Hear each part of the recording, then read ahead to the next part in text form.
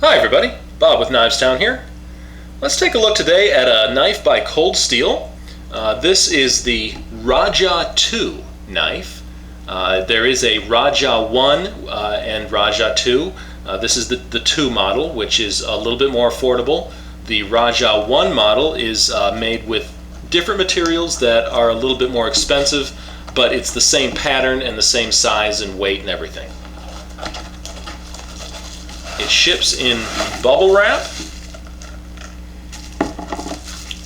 and it arrives with the red band that Cold Steel has taken to shipping their knives with, as well as a spare pocket clip and screws. And this band essentially just says, basically it just says that, remember, this is a folding knife, not a fixed blade, so don't use it as a fixed blade or a hatchet or axe or screwdriver, or, just basically use common sense.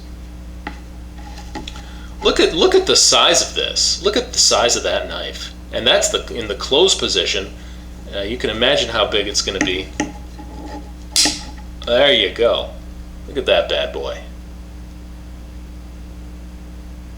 That is one bad boy.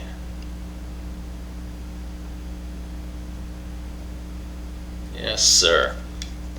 6-inch blade made of AUS 8A steel.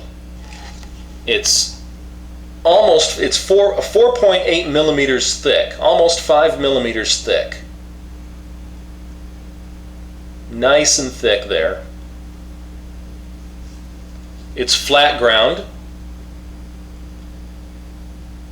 which would be my preference for a blade like this. You can see it's fashioned after the kukri, which is a chopping machete type use tool, and so it is made to be able to use in that way.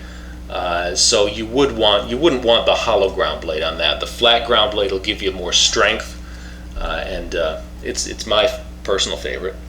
The weight is 13 ounces and overall is 14 inches long. That's quite a knife.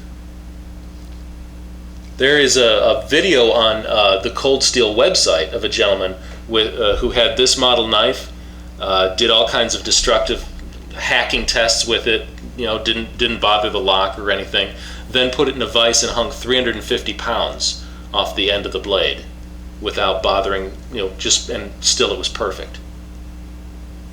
Speaking of the lock, this is Cold Steel's Triad lock, which, if you know anything about that, it's kind of hard to describe, but essentially what we've got here is we've got a lock and a frame construction in which the forces and the shock and the energy that this blade is going to absorb, on the edge side from cuts and hacks, as well as on the spine side from maybe accidental hitting or any kind of side to side pressures. All of those pressures are transferred to a stop pin in the handle, which is connected to the frame of the knife. So all of that force and all of that tension is not being absorbed by the lock itself, but is being absorbed by the whole frame of the knife. And so it does result in a very strong, very rigid knife that can withstand a lot of pressures. Look, watch how far down I have to depress this. That has to be depressed down, see, almost all the way. It practically disappears. That's how far down that has to be pushed in order to disengage that lock. So there's a deep travel.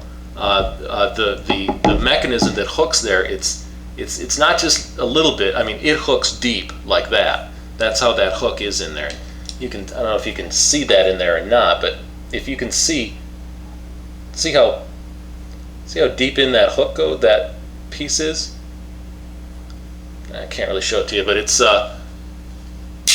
when that locks up, something substantial has happened. The the blade opens with a thumb plate, and that is, it just functions like a thumb stud, like thumb studs. But the thumb plate also has the added advantage of being a speed opener.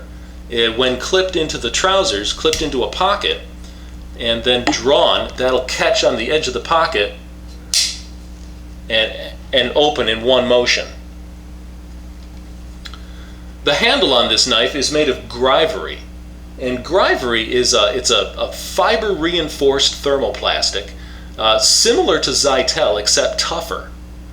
It's a perfect choice for a knife like this that's going to see a lot of hard use, and that is also reinforced even further with stainless steel liners in there. If I can show you that. It's got a steel liner on each side that runs the length of the handle. And that's a closed design. You can see there is some tactile grip surface there. It's very light texturing. There's a lanyard hole, which I would recommend using. The screws are T6s along here, and then the pivot is a T10 right there. Torx head. You can see the deep finger groove there that acts as a finger guard also, and then there's also a finger groove back here, which is, it's for two different kinds of holds. I don't believe anybody's hand would be that wide that they would make use of both at the same time. That'd be a pretty big hand, but it's meant for different kinds of holds, and different kinds of things like different ways of holding it.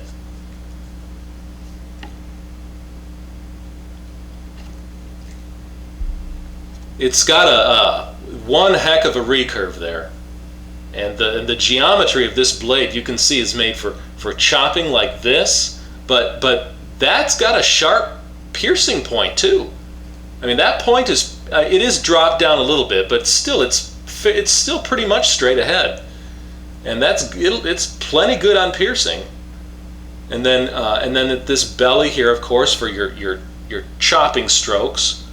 And then, of course, this power recurve here for putting that on top of something there at the back, and then pulling through and power cutting through it. Wow! What a good design, and good thickness there too, so it'll stand up to the rough use and abuse. It's got sort of a bead blasted matte finish. There's the name there, Rajah 2.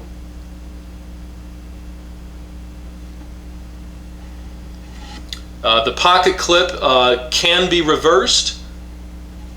It does have, now the pocket clip, as you'll notice here, it rides a little bit more towards the middle of the knife than most do, and so it's not going to be a low rider, but due to the length of the knife, that's proportionally correct that it would be there, and you've got it on this side, or there you could switch it over to this side, and in fact a spare pocket clip is supplied with screws. So if you lose one, or if you want to just take the screws and fill those holes.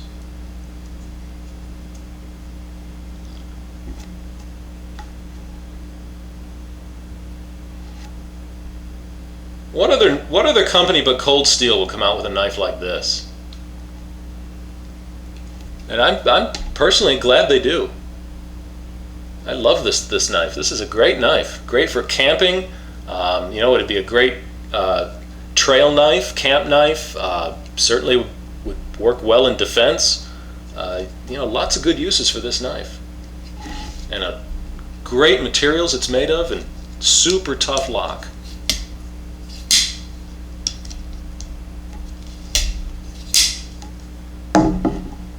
All right, thanks a lot. We'll see you again.